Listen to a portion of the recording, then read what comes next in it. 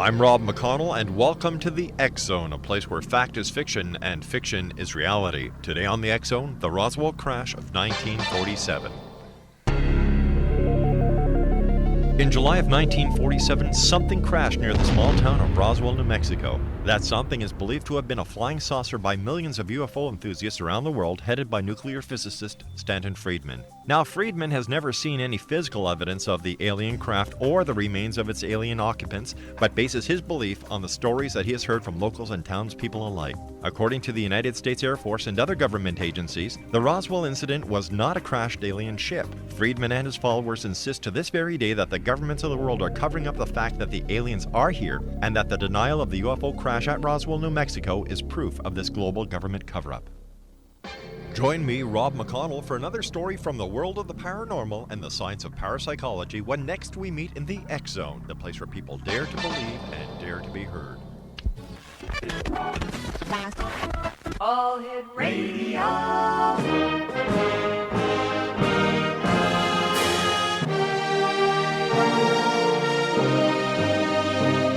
Welcome to the X Zone, a place where fact is fiction and fiction is reality. Now, here's your host, Rob McConnell.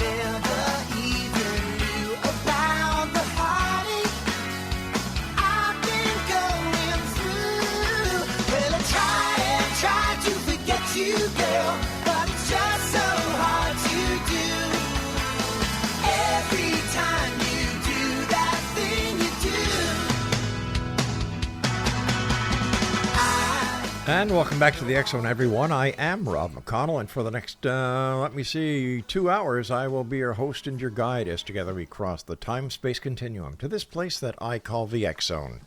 It's a place where people dare to believe and dare to be heard. It's a place where fact is fiction and fiction is reality. And the X Zone comes to you Monday through Friday from 10 p.m. Eastern until midnight right here from the studios of the X Zone Broadcast Network in St. Catharines, Ontario, Canada, and on your hometown radio, Classic 1220, streaming at classic1220.ca. If you'd like to send me an email, the email address is very, very simple, xzone at let me see it. Yeah, so easy, I forgot it. Actually, there's two of them, xzone at classic1220.ca and xzone at xzoneradiotv.com.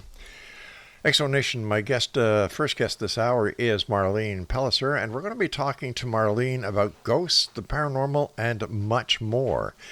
And joining me now from Citra, Florida, is Marlene PELLICER. And Marlene, welcome back to the X-Zone. Great having you with us again. It is great to speak to you again. How are you doing? I'm doing very well, thank you. And you and I were talking before we went on air, and this is a very special holiday for you people down in the United States this weekend. Yes. This Monday is Memorial Day, which is memorial for the veterans of the United States Armed Forces. And of course, it's you get a day off. So, all right, let's be real about it. Yeah, and like we were saying, it's it's hot enough, so people are off to the beaches and things like that. So yeah. So to all our American friends down in the United States, from your friends up here in the United States, to all of those who have served in any branch of the military, thank you very much for your service, and we certainly appreciate it. Yeah.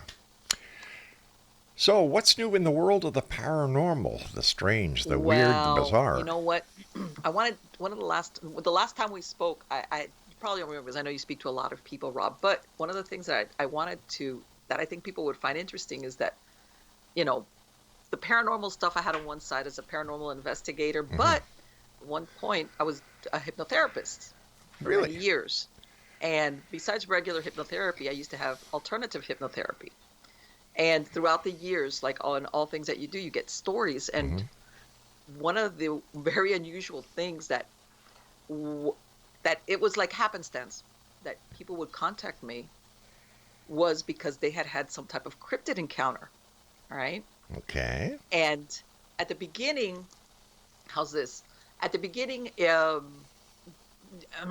I was helping these people that contacted me was because they were really suffering from anxiety. Reality for them had kind of like tilted on its side for them, to the point that some of them were experiencing sleeping, fear of being out, anxiety. Even people that were not anxious to begin with, because they had had this experience that totally, that they couldn't somehow square in their head. And like, for example, I'm going to tell you the first story.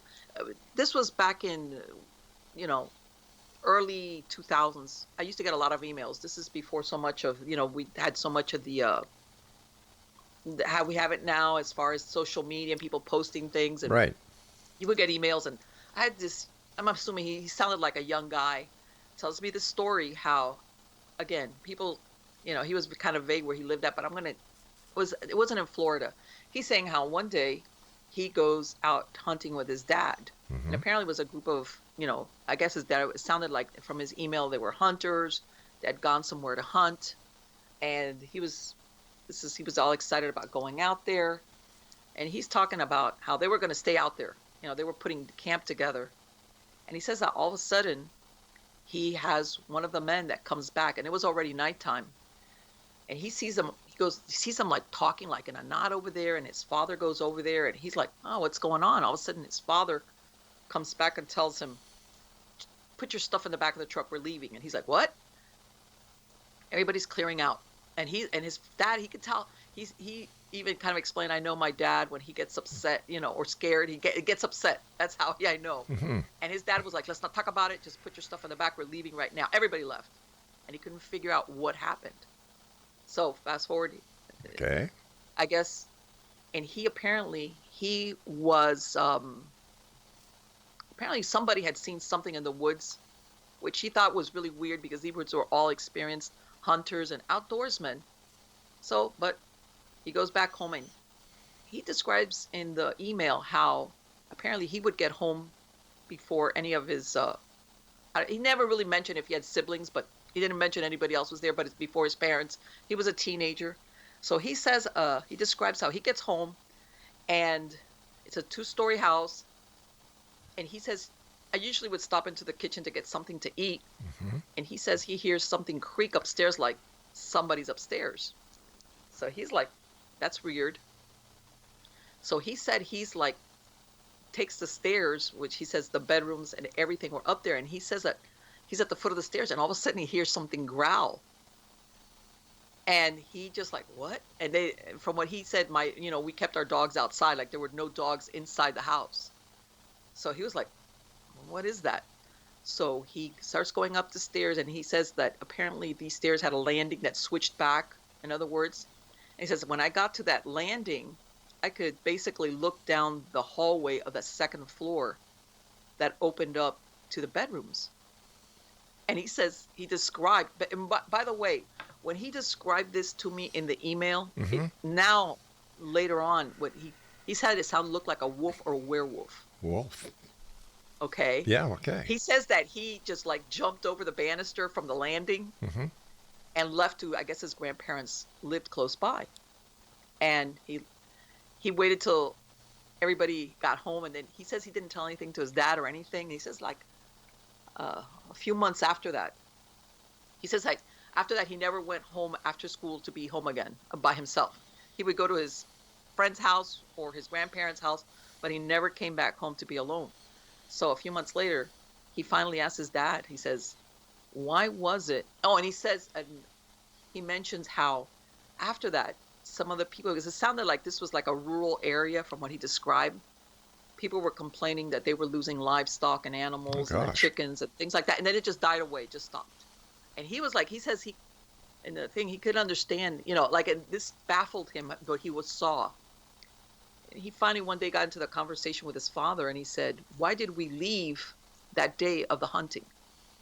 Why did you and you never told me why? And his father tells him, well, one of these men that was out there, he said he saw something, and goes on to describe that basically what he saw was something like a dog man.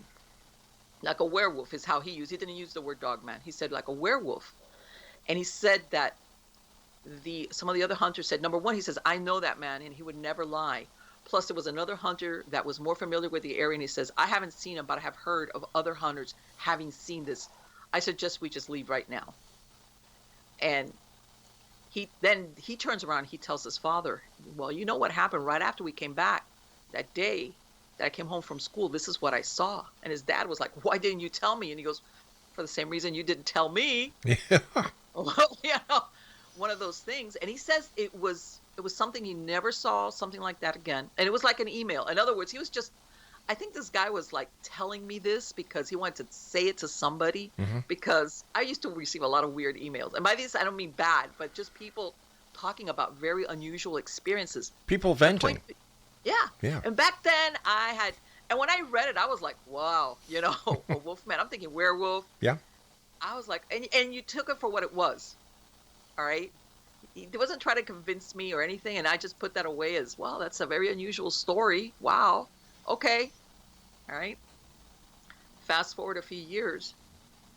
I have my regular clients, and a lot, I'm not going to say all the time, but I would do MP3 for them to calm down, like go to sleep, put them into REM sleep and everything. And I get a call from one of my clients, because besides smoking cessation and weight control, behavior modification, that thing, she tells me, Marlene, there's a gentleman, he's a friend of our family's. We've known him for a really long time. I'm not really sure what's going on with him, but he's a nervous wreck. And I had told him how you did those MP3 for me, and I'm really sleeping well, and I'm doing really well. If I remember correctly, she had come to me for smoking. And is it okay if he calls you? But he won't tell us what it is. I just don't know what it is, but this guy's a nervous wreck, and he was always a very nice, controlled person. I said, sure. He calls me, again, very generic. You could tell he's very careful about identifying himself or what where he is, and is like, you want to call yourself John? That's fine, okay. And I said, look, he's hemming and hawing, and I said, you know what? They told me that you're having a little bit of problems sleeping, and I understand, but what's causing it? They kind of told me that you're a very put together person, and I took like a little schmoozing, but if you don't want to tell me, that's fine. And I go, by the way, I've heard a lot of weird stuff, so don't worry about it. All right, Marlene, we're going to have a bit of a cliffhanger here. I do have to take my Sure. first break, so please stand by. Exonation, our guest this hour is Marlene PELLICER, and her website is miamighostchronicles.com. And Marlene and I will be back as we continue this investigation, this quest that we're on here in the X Zone. We're searching for answers, but we're also demanding the truth. I'll be back on the other side of this break as we continue from our broadcast center and studios in St. Catharines, Ontario, Canada, right here on your hometown radio, Classic 1220, streaming at classic1220.ca. Don't go away.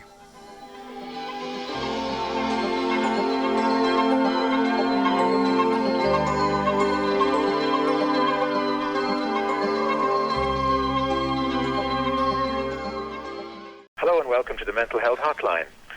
If you are obsessive compulsive, press 1 repeatedly. If you are codependent, ask someone to press 2 for you. If you have multiple personalities, press 3, 4, 5, and 6. If you are paranoid, we know what you are and what you want. Stay on the line and we'll trace your call. If you're delusional, press 7 and your call will be transferred to the mothership. If you are schizophrenic, listen carefully and a small voice will tell you which number to press. If you're depressive, it doesn't matter which number you press, no one will answer you. If you're dyslexic, press 69696969. If you have a nervous disorder, please fidget with the hash key until the beep. After the beep, please wait for the beep. If you have a short-term memory loss, please try your call again later. And if you have low self-esteem, hang up. All our operators are too busy to talk to you.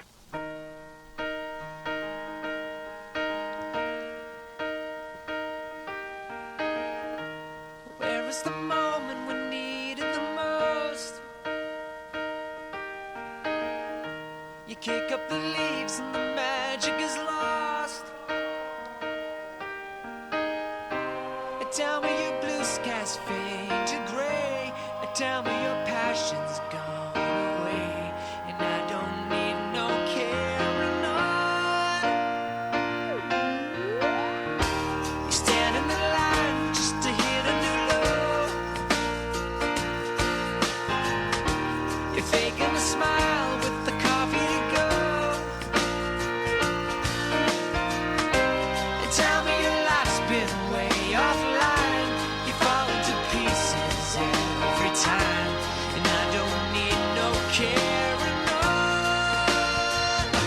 'cause you had a bad day. You take one down, you sing a sad song just to turn it around. Hey, welcome back, everyone. Rob McConnell here. This is the X Zone, and you're listening to us on the X Zone Broadcast Network and your hometown radio, Classic 1220, streaming classic1220.ca. My guest this hour is Marlene PELLICER. She is a paranormal researcher, writer, hypnotherapist, and subconscious behaviorist. And if you'd like to get more information about Marlene, or maybe you'd like to contact her for a one-on-one consultation, her website is miamighostchronicles.com. All right, let's get back to the story that you were telling us before we had to take that last break. Okay, so here's this gentleman. You could tell he's being very vague, but at the same time, there's this, and I kind of like reassured him, look, I've heard different things, because you always, after a while, you know that people sometimes are afraid that you're going to laugh, or you're going to be like, are you crazy, or some one of those deals. And so finally, I kind of convinced him, and I guess I got a good recommendation from my other client. And he tells me, well, it was something I saw. And I said, what did you see? So he goes on to explain to me that he had been a security guard for many years. But he, the way he explained it was the company he worked for usually was doing security around like heavy equipment, or in when they were building, something, and they would leave construction, big construction things.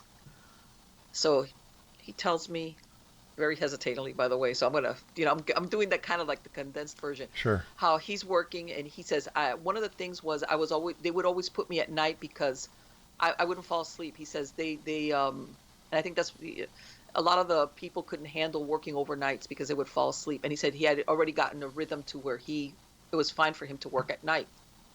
So he says how one day his boss comes up to him and goes, hey, we're going to switch you out from where you're at.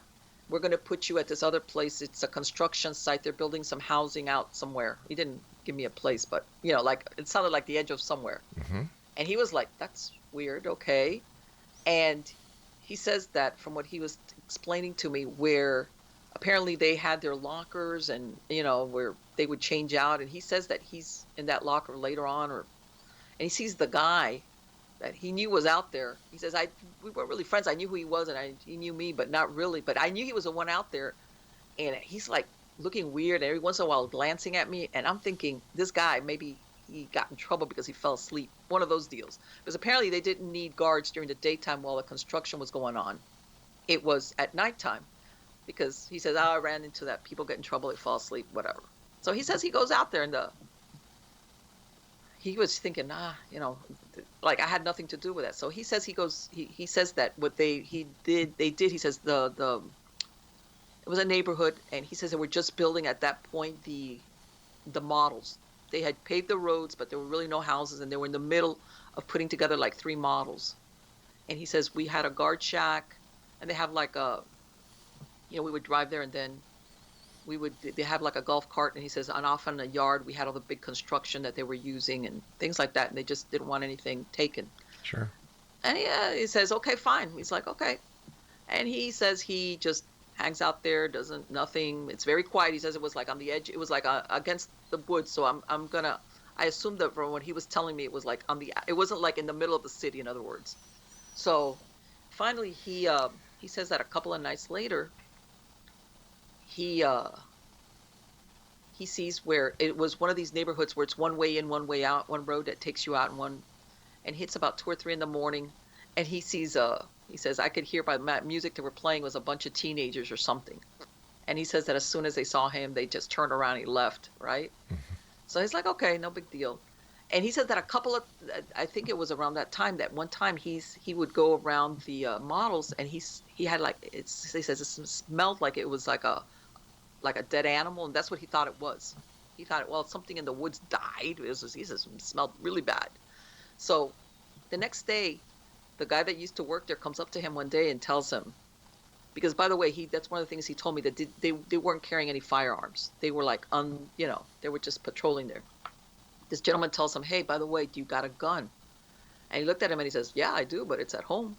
He goes, well, if I were you, I would take that with me when I go out there. And he looked at the guy like, what's wrong with you? And he's thinking, is this guy like, was he weirding out because some teenagers were going to go in there? Maybe tag or, sure, some type of. He's like, all right, what's wrong with this guy? So he's like, no, all right, whatever. He still doesn't get it. So he says that a couple of times. He says he would, go around in the cart, and he says a couple of times he heard like something moving through inside the woods, but he thought, okay, this is some type of animal. He says it sounded heavier, but he says, ah. So then he started a couple of times. He says the yard where they were keeping the heavy equipment was like on the other side of this huge area, and it had those big lights that they put up on the posts.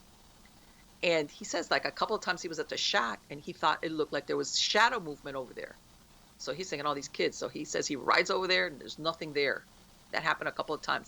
Then he starts saying he got a day later, he starts getting that weird feeling I'm being watched. And he's like, because he's out there, there's nobody out there. But he's like, this guy's gotten in my head, with telling me that thing about the gun. And I'm imagining stuff. So one day this was he tells me it's like about a week later that he's on to that job. Finally, he's thinking these kids trying to come in there and do some type of graffiti or something, because one of the times he's by the models and he hears that all around it was gravel. It was full of gravel, and he heard when somebody steps on gravel, that kind of the crunching scrapes. sound. Yeah. Yeah. Mm-hmm. So he's like, yeah, I'm going to catch these kids. They're thinking that.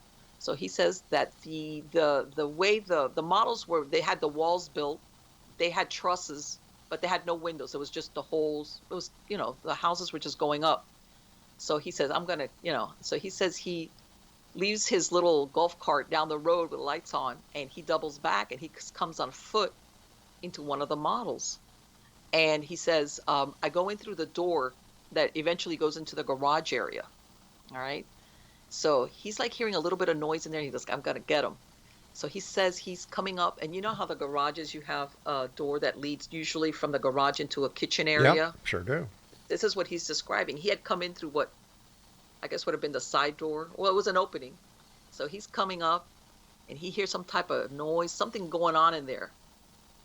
So he says, I come around the side, and he says, and from this doorway, I could look into what eventually would be the kitchen. And he says, and there was this big opening where I guess they were going to put in a big sliding glass door for, I guess, a family room area or something like that.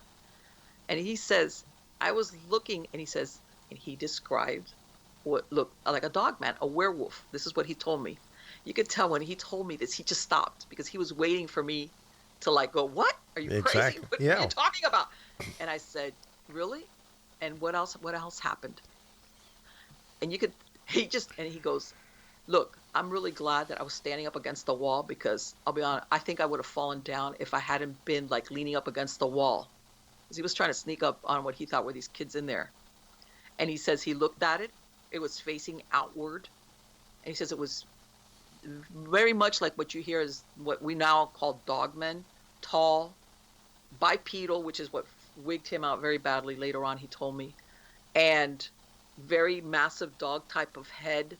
He says he couldn't really see anything as far as, he only saw it in profile once, but the heavy shoulders, the long arms, very humanoid, but with basically like a dog head on it, maybe 8 to 9 feet tall, more or less.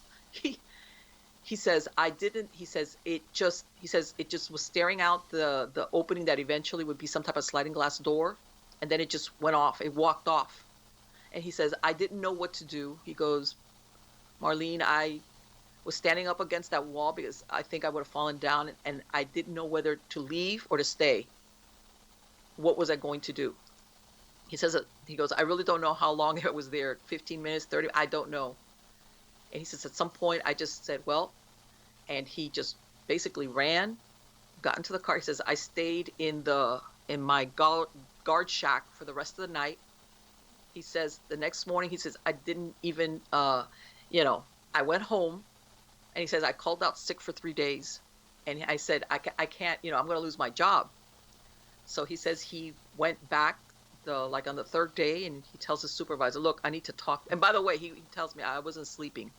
He says those days I wasn't going anywhere, I wasn't sleeping.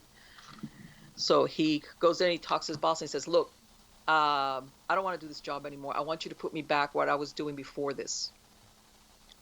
And he says that his boss looks at him and says, okay. He says later on, he says, at that point, I was like, oh, thank God. He says later on, I realized that's really weird that he didn't ask me why. why wouldn't you want to go back there? Is something wrong? He just said, okay, we'll put you back at what you were doing before. And then he fast forwards how ever since that had happened, and I want to say that maybe it had happened like 6 months before he contacted me. He says, I had never had any problems working by myself, working at night. I had done it for years. He says, I got to the point that if I was outside and I saw it, he says, and I didn't live in the woods. I lived like in a town. It was like an urban setting. If it was getting dark, I would make sure I would be inside. I couldn't sleep. This man's reality just went on its side. He could not cope with it. And because for him, and I told him, in other words, this man didn't sound like, in various times he assured me, I'm not crazy. By the way, I'm telling you, because he's trying to outguess what I'm thinking. Yes. As far as, is there something wrong with you? All right, Marlene, we have to take another break, so please stand by. Sure. This is a fascinating story. Exonation Marlene PELLICER is our guest, and her website is Are you ready, Exonation? MiamiGhostChronicles.com, and we'll both be back as we continue this fascinating story about a gentleman who's a security guard who has an encounter with a cryptid known as Dogman. This is the X-Zone. I'm Rob McConnell. We'll be back after this break. Don't go away. Stand in the line just to hit a new low. You're faking a smile with the coffee to go. I'm Rob McConnell, and welcome to the X-Zone, a place where fact is fiction and fiction is reality. Today on the X-Zone, the Great Lakes Triangle of North America.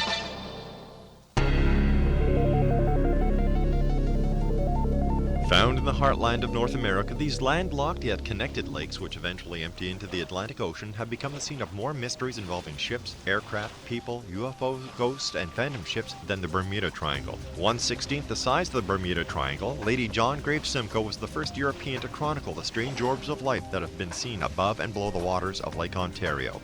First Canadians tell of great cities which surrounded the Great Lakes where men flew without wings. The Great Lakes Triangle of North America, one of the world's greatest mysteries, right in our own backyard.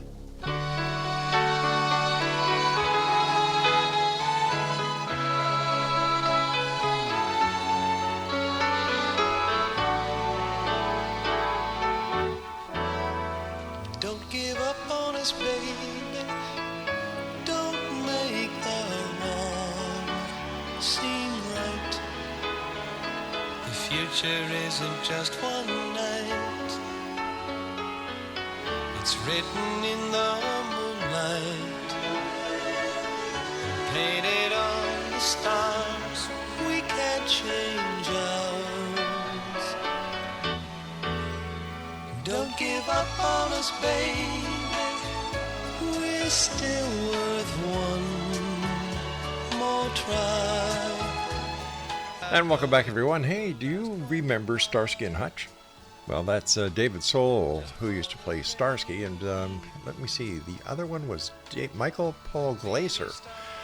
Yeah, he played Hutch. Or was it the other way around? But anyway, that's David Soul from Starsky and Hutch. Don't give up on us. Marlene PELLICER is our guest, and Marlene, you were telling us about this security guard who came to you, and during the conversation, he was telling you about having an encounter or run-in with the cryptid known as Dogman. Yes, and this is basically he was suffering with the aftermath of that. Would that be like PTSD? PTSD, and like a one-moment PTSD. Exactly. That's it. He was suffering all the symptoms that you hear of people with PTSD. The memory was very fresh in his mind. He was reliving it, and he was. In other words, it just everything about his life was turned upside down because he was. And the thing was, because people say, well, he wasn't sleeping. He was sleeping, but the problem is he wasn't going into what they call REM sleep, which is very necessary for your brain to go through everything you do on a daily basis, and then you wake up. When you don't go into REM sleep, you wake up and you feel fuzzy-headed, and those are the people that will say, oh, I still feel tired, even though I supposedly slept 8 hours. And that was his problem. He was sleeping, technically, but he wasn't going into REM sleep. It was that light sleep because you become hypervigilant. you're trying to listen for every little noise, and he recognized that. So he, I helped him. I gave him some MP3 recordings, real short ones, just to like with suggestibility to put him down into REM sleep. Mhm.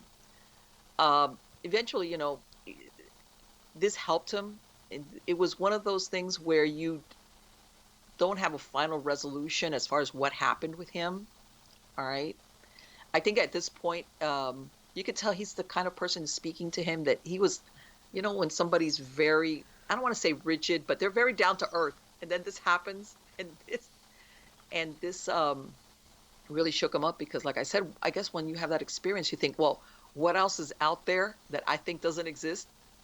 And it does. So you're starting to question his own sanity, basically. Yes, in a way. But the thing is, I'm saying is like, and he sounded like, again, one of these, I don't want to say non-imaginative, but in a way, yeah. One of these people that was like very down to earth. His imagination was okay, but it wasn't like he was used to like, oh, I could, imagine that. It was like he knew what he had seen. Right. And lucky for him, that, and he always said, I always wondered why my boss never asked me why I didn't want to go back there. And he says, I think that other guy told him something, he saw something, or my boss heard something, and he didn't even bother to ask me why I changed my mind. Is it possible that, in the boss's opinion, he was such a good worker? I think that was it. And he didn't want to lose him. He didn't say like, well, why? And I need you there or something like that.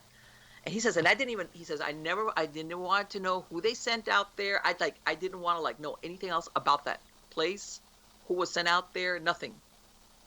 He had enough. Didn't want to know. Yeah. No, and then, I lost touch with him because this was over the phone because he was out of state, and that was it. And then, I thought of, when I heard that description, I was like, I thought of that kid's email a few years back. I was like, that's very interesting. Again, you don't, regardless of what this man saw, like I said, I found it very difficult to believe he wasn't doing drugs. But it's like you believe him because he thought it was real. How's that? Yeah. And then fast forward one day, this is again, it's usually I get a call. This is this gentleman. He wasn't a recommendation. He found me. I can't remember how, and he calls me up and he says, do you know with hypnosis, can you make people forget something? I was like, what? Usually it's the other way around. I would work with people for hypnosis, either to recover memories or for memory retention, like people that blank out when they do exams.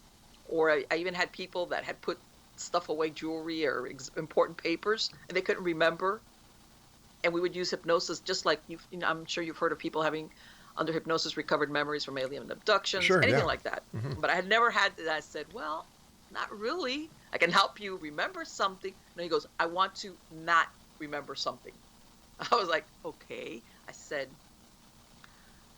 I can't do that, but why don't you tell me what it is that you don't want to remember? And maybe I can help you with that.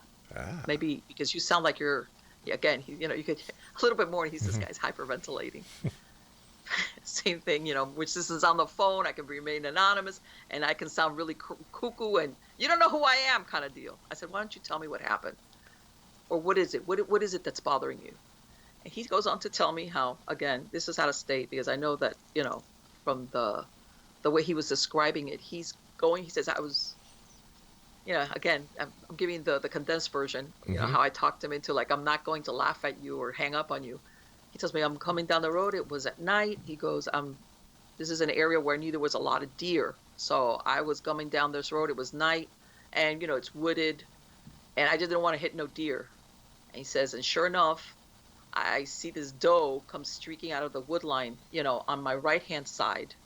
And he says there was like a little, like an embankment up from it was like a wood line, then a little field, and then it went up and then across the road is how he described it. And I see this deer come bolting out of the wood line. He says, and that was weird because normally you see these deer just grazing along the sides of the road. But this one just came bolting out. But thankfully, I was traveling slow and I almost had my foot on the brake, so I stopped. And then he says how he sees something run off he sees something chasing. He says he doesn't because his headlights are only illuminating the road where he's at. So he sees movement, something coming behind. So he's thinking, what's coming after this deer? Because he's thinking, I've never had this where something's hunting this thing at night. And he says that the deer comes over, stops a minute on the road in front of his car because he's come to a dead stop, then bounds off. And then he says, all of a sudden he looks to his right and he sees something first that comes on all fours, comes up the embankment, gets up on the road, and then straightens up. And it's the same thing. It's a dog man. He's telling me this thing. He says that and this is really and then he says it looked at him, like swiveled his head, looked at him, like at his headlights, and then just bounded off. But he says that once it reached the other side, it took off on all fours.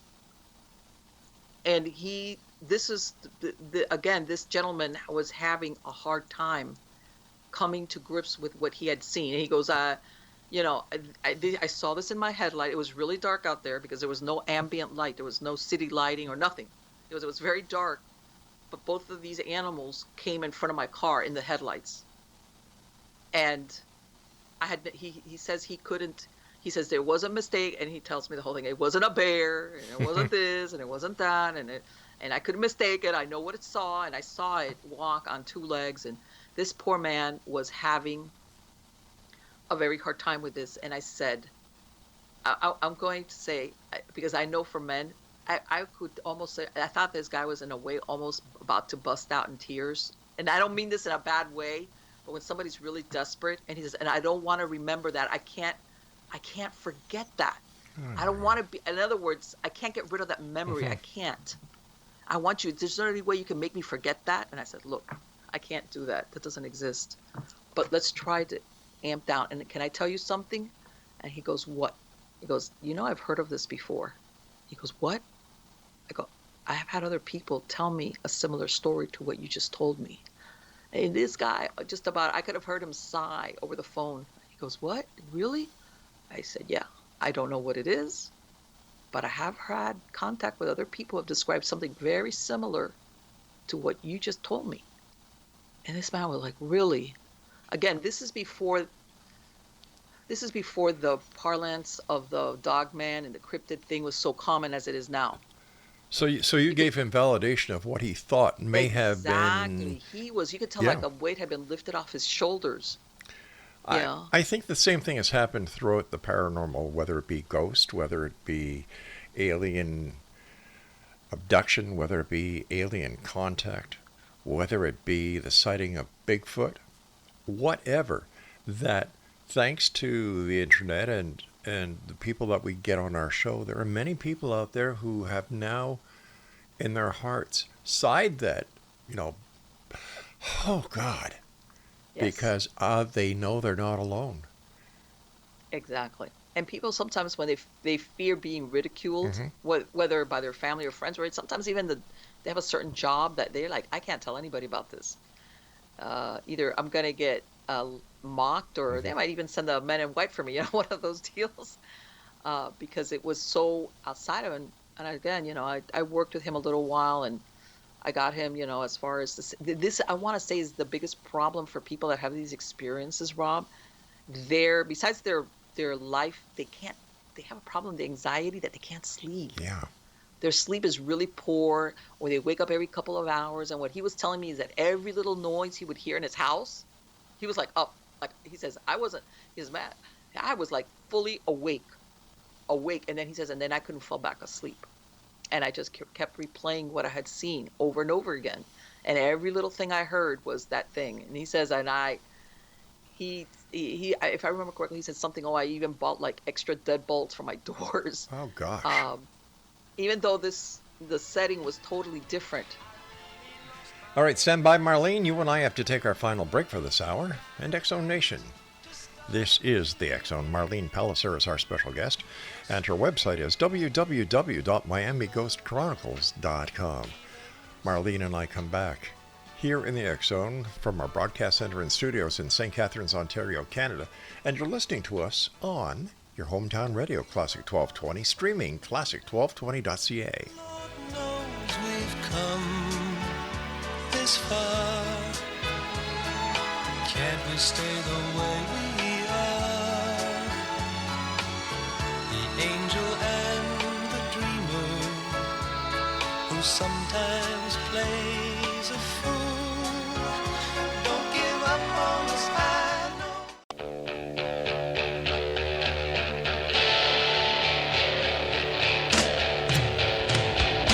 Some people call me a bad apple. Well, I may be bruised, but I still taste sweet. Some people call me a bad apple, but I may be the sweetest apple on the tree. I've got the notion to tell you about my history, people. I've got the notion to tell you about how I came up in the world, yeah. Now look, I used to go to school and act a clown and fool, and I used to chase the ladies all around. Give me some. I used to spend my money and try at acting funny until I hit my nose on the ground. Some people call me a bad apple. And welcome back. That's David Wilcox, a Canadian artist who is here in St. Catharines a couple of months ago. Put on a great show. Wow. I remember that song way back when, talking about a bad apple. I think a number of those apples in that barrel were bad at one time or another. Exonation, Marlene PELLICER is our special guest. www.miamighostchronicles.com. And Marlene, how did you get into hypnosis? You know, you're an investigator, paranormal investigator, you're a writer. Yeah, it was one of those things. One thing has nothing to do with the other. Like, it was as a matter of fact, none of my clients ever knew that I was doing the paranormal, even though I did go into alternative things in as far as hypnosis. I never put I kept those things totally separate. But I've always been, because I consider myself a subconscious behaviorist. And when you study hypnosis, you understand very well how the subconscious really works, which is a lot of times it really dictates our behavior, despite what our logic tells us, that kind of thing. So I imagine being a hypnotherapist and a behavioral behaviorist, a subconscious behaviorist, that this certainly is an asset to you when doing a paranormal investigation. Sure. Besides that, that you realize sometimes what motivates people as far as and in some cases I want to say mental illness. I'm not talking about something extreme, but sometimes there's a flavor of mental illness with certain clients that they come and they ask you for an investigation and you realize there's something else going on there. Right. Or the lack thereof. These people have their feet firmly on the ground, and they're experiencing something that's going on. But any type of paranormal researcher will tell you the first thing they want to do is rule out the ordinary, because that's really what you're there for. You don't go in there assuming right away that it is a paranormal source for whatever they're calling you for. I'm talking here if you're going in for residential. This is different. Let's say if you go to one of these historic places that's got a reputation for being haunted, that's different. I'm talking about as far as when you're talking ordinary people that call you in because they're saying, look, I'm having these experiences or something's going on. And so this helps you read them a little better, despite what they might answer on their questionnaire. Absolutely, yes.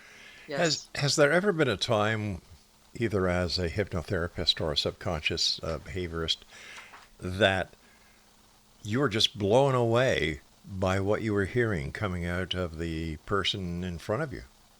Sure. Especially when you get to, I guess when people start trusting, when you, like, again, when you can tell when somebody really, there's something really going on. How's this? Okay. That you kind of earn their trust a little bit.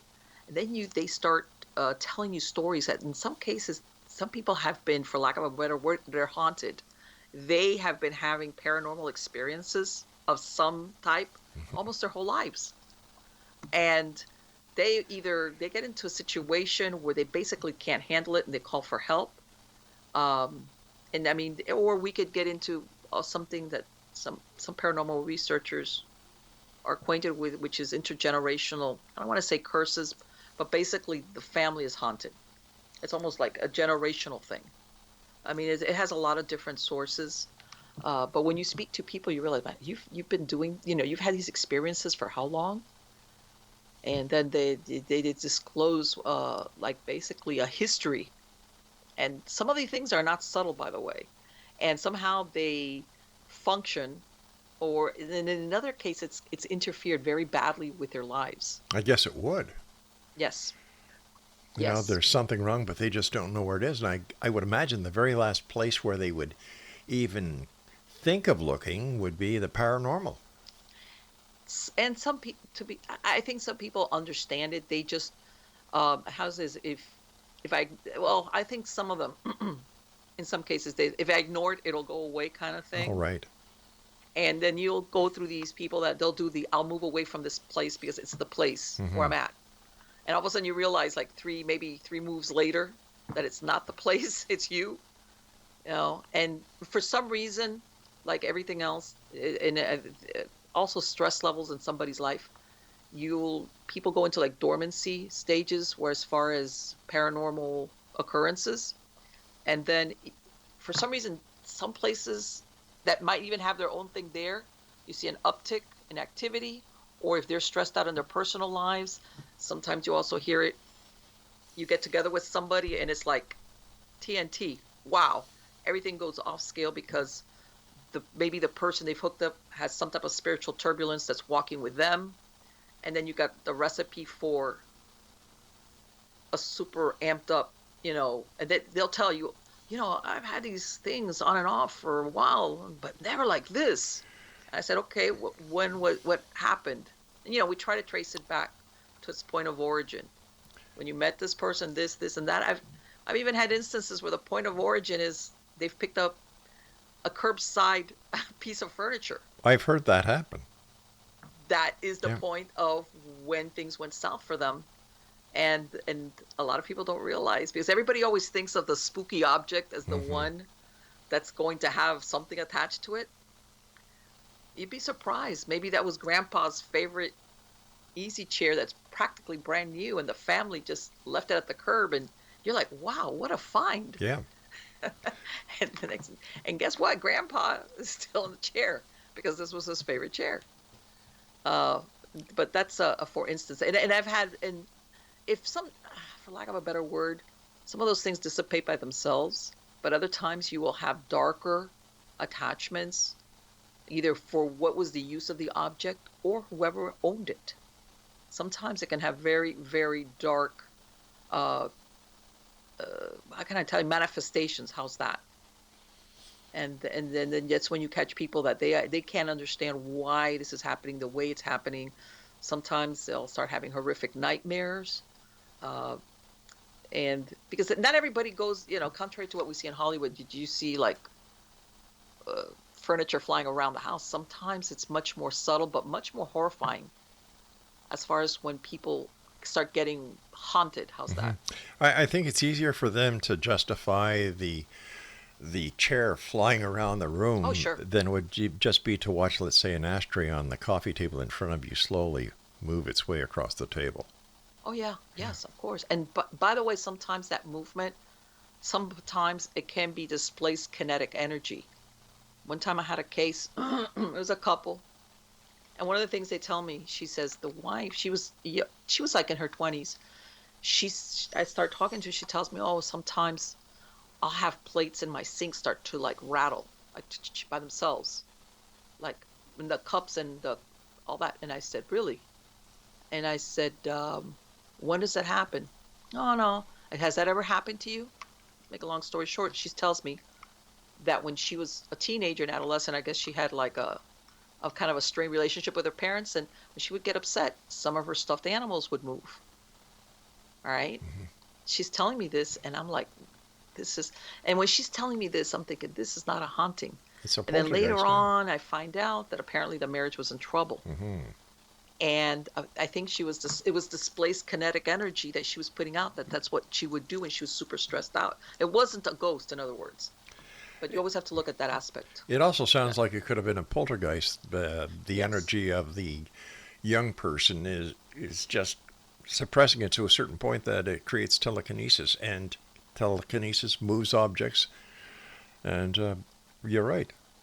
It's a haunting. Right, but it's not always no. it's not always per se the ghost or the usual suspect. Marlene, we've got about 2 minutes. What are your final thoughts, and what would you like to share with the Exo Nation tonight? Well, I will tell you. You hear. By the way, these stories, these were between years. Years would go by, and I'm going to relate back. After there was another client down the road that had a similar experience, but he came into my office. But bottom line, this always brought me back to that first email that I got. It was around 2000, where that kid's telling me this experience, and when I read it at the beginning, I just put it away, and all of a sudden I thought, this is what he was talking about. This is what he was saying, that they had left that hunting and what he saw inside his house. And then I started researching, and I have heard in some cases where people have seen dogmen, and somehow or other the dogman shows up where they live. I never heard of that before. And so sometimes what is that? Truth is stranger than fiction. There's a lot out there we don't know about. Tell me, have you yourself ever had an experience with the cryptid?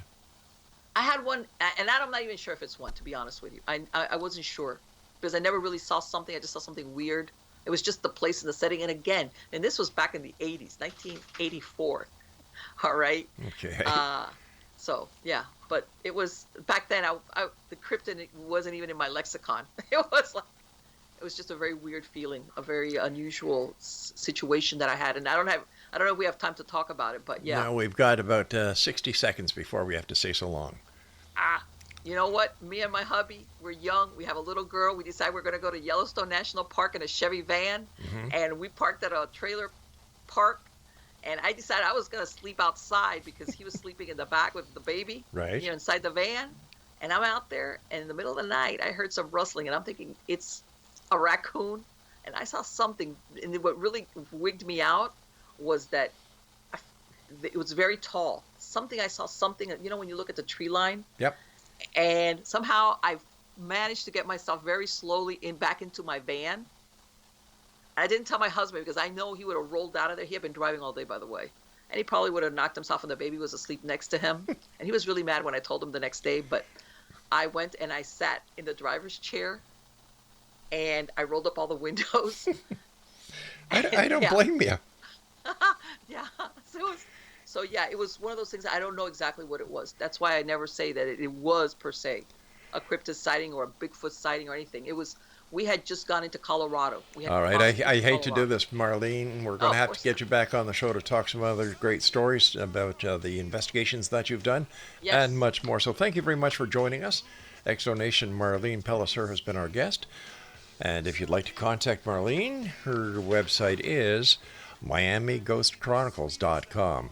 I'll be back on the other side of this break as the X Zone continues with hour number 2 right here from our broadcast center and studios in St. Catharines, Ontario, Canada on the X Zone Broadcast Network, and you're listening to us on your hometown radio, Classic 1220, streaming classic1220.ca.